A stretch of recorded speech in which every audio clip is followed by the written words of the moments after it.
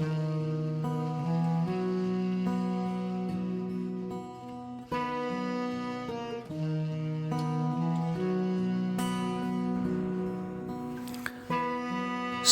dalam keheningan, saudara-saudaraku yang dikasihi oleh Tuhan. Pada saat ini kita masuk di dalam ruang hening 39 dengan judul ataupun tema Setitik Harapan. Mari kita menyiapkan hati di dalam doa. Saat ini kami mempersiapkan hati dan pikiran kami untuk menerima sabda-Mu yang suci. Berfirmanlah Tuhan, agar kami dapat mendengarkan, merenungkannya, dan juga melakukan dalam hidup kami. Dalam nama Yesus Kristus kami berdoa. Haleluya. Amin. Saat ini kita akan bersama-sama melihat dan belajar dari kitab Kejadian 6 ayat 1 hingga 8. Kejadian 6 ayat 1 hingga 8, demikianlah firman Tuhan.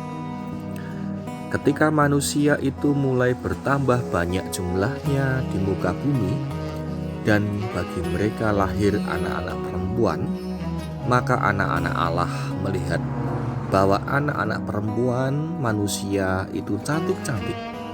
Lalu mereka mengambil istri dari antara perempuan-perempuan itu, siapa saja yang disukai mereka.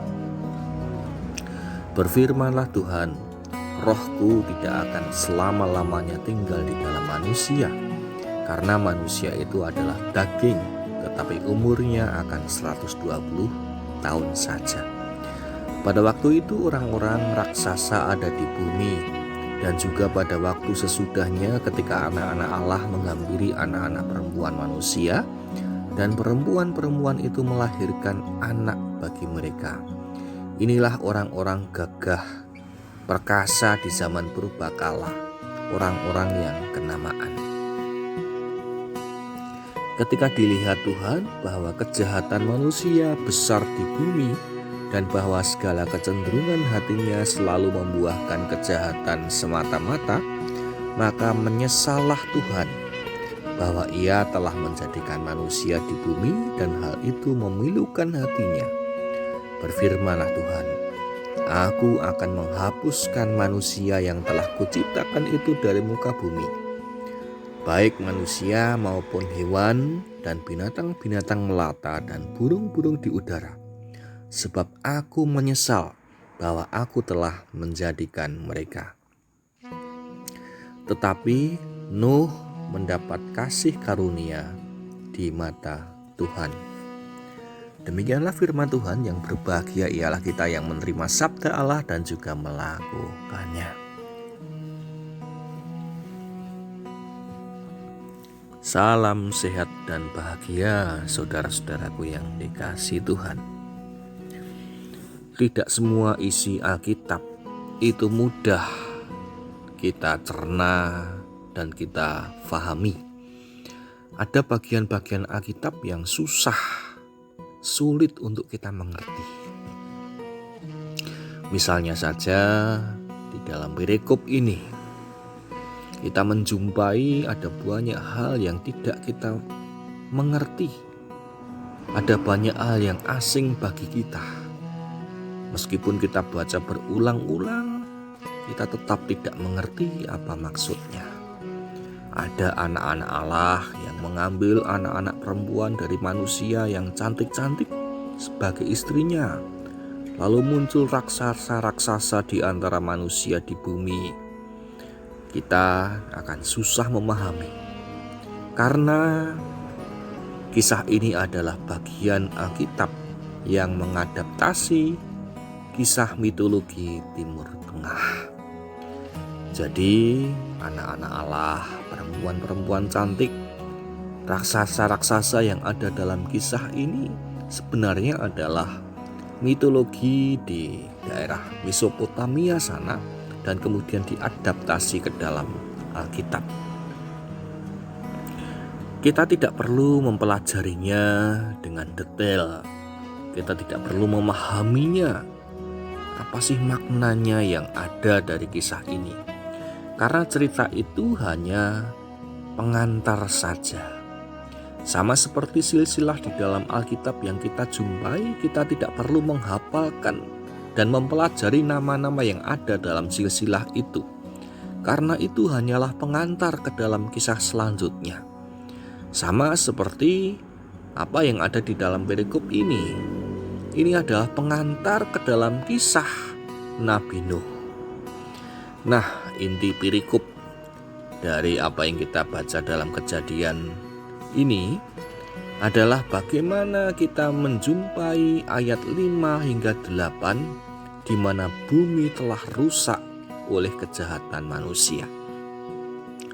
Dan di situ Tuhan menyesal telah menjadikan manusia. Tuhan digambarkan memiliki sifat-sifat yang sama seperti manusia. Tuhan digambarkan bisa sedih, bisa marah, bisa menyesal, bisa cemburu dan lain sebagainya. Dan ia akan memusnahkan semua makhluk karena dunia telah rusak oleh kejahatan yang dilakukan oleh manusia.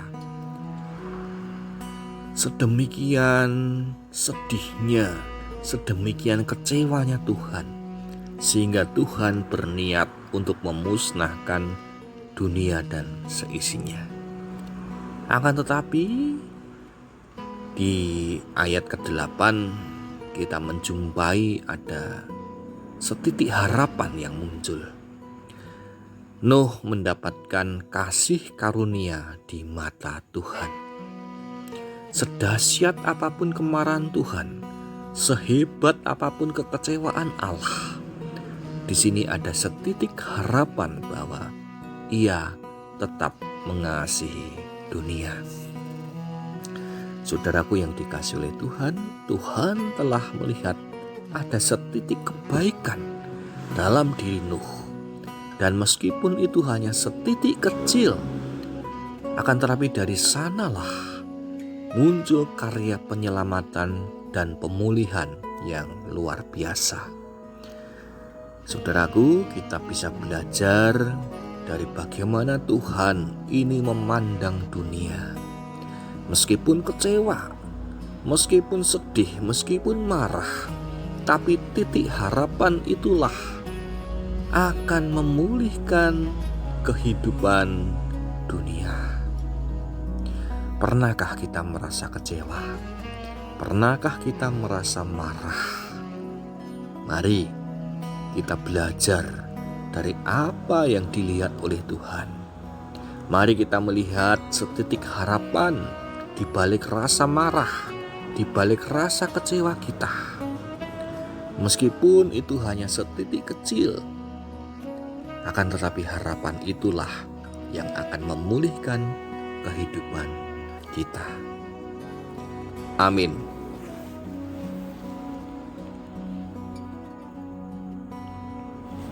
Bersama mari kita satukan hati di dalam doa. Oh Tuhan, harapan itu meskipun hanya setitik kecil dalam kehidupan ini, tapi dari titik kecil harapan itu akan muncul pemulihan yang luar biasa. Sama seperti ketika Engkau melihat dunia pada waktu itu yang penuh dengan kejahatan. Engkau melihat Nuh bersama dengan keluarganya adalah setitik harapan yang kecil. Tapi harapan itulah yang akan memulihkan dunia dan semesta. Mampukan kami di tengah-tengah kesulitan, di tengah-tengah kesusahan, di tengah-tengah bagaimana kami merasakan penderitaan ataupun keprihatinan. Setitik harapan itulah yang akan menguatkan kami. Setitik harapan itulah yang menjadi penghiburan kami. Dan kami percaya di dalam Engkau senantiasa ada harapan yang tercurah dalam hidup kami semua. Dan pada saat ini ketika kami menghayati kehidupan kami, Di tengah-tengah pandemi virus COVID-19, mampukan kami untuk senantiasa memiliki pengharapan. Meskipun pengharapan itu hanya setitik kecil, tapi kami yakin dan percaya di dalam pengharapan itulah Engkau menyertai dan menguatkan kami. Terima kasih Tuhan, saat ini kami menyerahkan setiap rancangan kehidupan kami, setiap cita-cita kami, setiap keinginan kami ke dalam kuasa dan rancangan-Mu. Kiranya kehendak-Mu lah yang terjadi dalam hidup ini dan bukan keinginan kami semata. Terima kasih Tuhan. Doa ini kami serahkan dalam nama Tuhan kami Yesus Kristus, sumber cinta kasih dan damai sejahtera. Haleluya. Amin.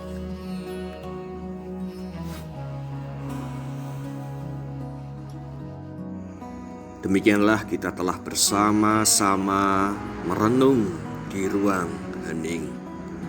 Dan sampai jumpa di ruang hening selanjutnya. Tuhan memberkati kita semua.